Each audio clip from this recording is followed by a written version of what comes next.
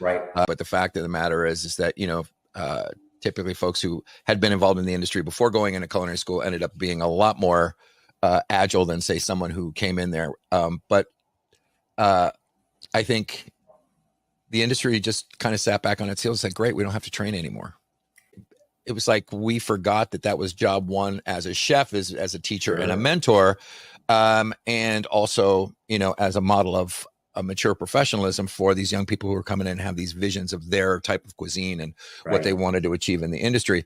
So for me, it seemed like there was always a gap between the available workforce and the skill level that they needed to be able to do their job appropriately. And the question is like, I don't have time to train.